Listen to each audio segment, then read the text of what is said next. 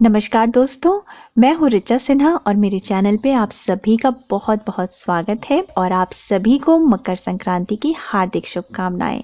मकर संक्रांति के दिन सूर्य देव अपने पुत्र शनि की मकर राशि में प्रवेश करते हैं। अलग अलग नामों से इस पर्व को भारत के अलग अलग क्षेत्रों में मनाया जाता है, परंतु दोस्तों मकर संक्रांति से संबंधित अनेक पौराणिक कथाएं भी हैं।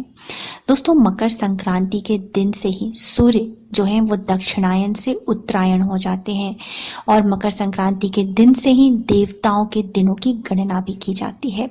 सूर्य जब दक्षिणायन रहते हैं तो उस अवधि को देवताओं की रात्रि के रूप में जाना जाता है और जब सूर्य उत्तरायण हो जाते हैं 6 माह के लिए तो उस समय से देवताओं का दिन प्रारंभ हो जाता है और उसी समय से सभी शुभ कार्य भी प्रारंभ कर दिए जाते हैं। महाभारत की कथा के अनुसार भीष्म पितामह ने देह त्यागने के लिए मकर संक्रांति का दिन ही चुना था और कहा जाता है कि आज के दिन ही गंगा जी भागीरथ के पीछे पीछे कपिल मुनि के आश्रम से होकर सागर में जा मिली थी। इसलिए आज के दिन गंगा स्नान, तीर्थ स्थलों पर स्नान दान का भी विशेष महत्व है और मकर संक्रांति के दिन से ही मौसम बदलना शुरू हो जाता है। और दोस्तों इस साल अर्थात 2022 में मकर संक्रांति का पर्व मनाया जाएगा 14 जनवरी शुक्रवार के दिन।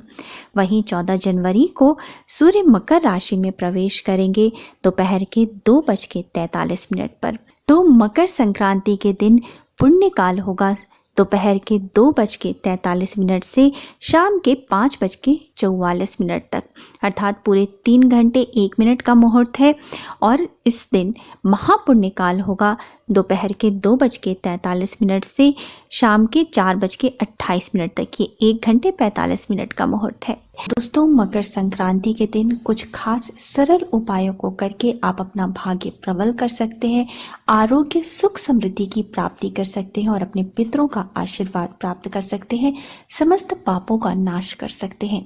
दोस्तों मकर संक्रांति के दिन सभी को, घर के सभी सदस्यों को सुबह सवेरे जल्दी उठना चाहिए और उसके बाद उन्हें स्नान अवश्य करना चाहिए। शास्त्रों के अनुसार इस दिन तिल स्नान करने वाला मनुष्य 7 जन्म तक आरोग्य को प्राप्त करता है, जातक रूपवान होता है और उसे किसी भी रोग का भय नहीं होता।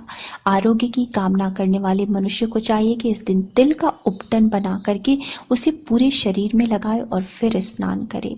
इससे पूरे वर्ष तक स्वास्थ्य बना रहता है। दोस्तों अगर उपटन बनाना संभव नहीं हो तो भी स्नान करने से पहले आप तिल के तेल से पूरे शरीर में अवश्य मालिश करें। इससे भी उसी के समान फल की प्राप्ति होती है। और तिल के तेल से पूरे शरीर में मालिश करने के बाद उसके बाद स्नान करें और नहाने के जल में भी तिल जरूर मिलाएं। तो दोस्तों इस प्रकार से स्नान करने के बाद साफ स्वच्छ वस्त्र धारण करें और उसके बाद सूर्य देव को अर्घ्य जरूर दें। मकर संक्रांति के दिन सूर्य देव की पूजा अर्चना उपासना अवश्य करनी चाहिए। कहा जाता है कि इस दिन भगवान सूर्यदेव को प्रसन्न करने के उपाय करने से व्यक्ति के किस्मत के दरवाजे खुल जाते हैं, सभी कामनाएं पूर्ण होती हैं और सारे दुख परेशानियों का अंत होता है। तो दोस्तों इस दिन आपको करना क्या है कि स्नान के बाद एक तांबे के लोटे में जल भर लें, उसमें कुमकुम, अक्षत, तिल और लाल रंग के थोड़े से पुष्प डाल दें और इस पानी से, इसी जल से आपको सूर्यदेव को अर्घ्य देना है। अर्घ्य देते समय आपको ओम घृणी सूर्याय नमः मंत्र का जप करते रहना है। इस प्रकार से सूर्य को अर्घ्य देने से मन की सभी इच्छाओं की पूर्ति अवश्य होती है। इसी दिन दोस्तों राजा भागीरथ ने अपने पूर्वजों का तर्पण कर उनकी आत्माओं को तृप्त किया था। इस दिन पितरों के निमित्त किए गए तर्पण से पितर बहुत प्रसन्न होते हैं। उनके आशीर्वाद से जीवन में कभी किसी प्रकार का संकट नहीं आता और हर तरह के सुखों की प्राप्ति होती है। तो सूर्य को जल देने के बाद आप अपने पितरों को भी तिल मिश्रित जल अवश्य दें।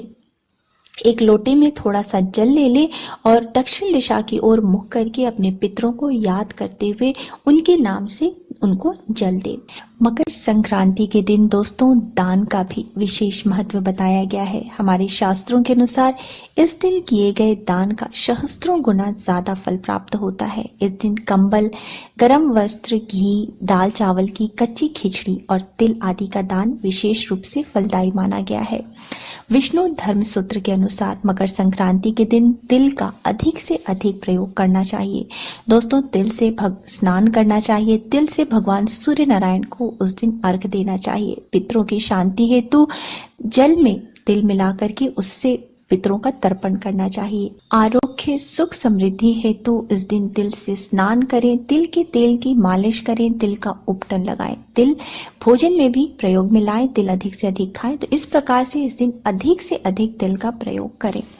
इसके पीछे दोस्तों एक बहुत ही सुंदर पौराणिक कथा भी बताई जाती है।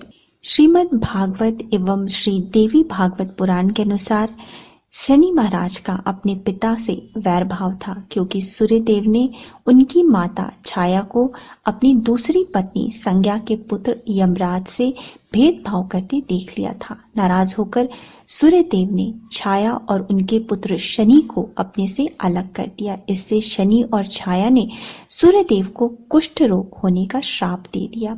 पिता सूर्यदेव को कुष्ठ रोग से पीड़ित देखकर यमराज ने तपस्या की। यमराज की तपस्या से सूर्यदेव कुष्ठ रोग से मुक्त हो गए। शनि महाराज और छाया के व्यवहार से क्रोधित होकर सूर्यदेव ने शनि महाराज के घर कुंभ, जिसको कि शनि की राशि भी मानी जाती है, उसको जला दिया। इससे शनि और उनकी माता छाया को अत्यंत कष्ट भोगना पड़ा। यमराज ने अपनी सौतेली माता और भाई शनि को कष्ट में देखकर उनके कल्याण के लिए पिता सूर्य को काफी समझाया। यमराज की विनती पर सूर्यदेव शनि के घर गए। शनि के घर में जाने पर वहां पे सब कुछ जला हुआ था, क्योंकि भगवान सूर्यदेव ने सब कुछ जला दिया था। उस समय शनिदेव के पास तिल के अलावा कुछ भी नहीं बचा था, इसलिए उन्होंने काले तिल से सूर्यदेव की पूजा की।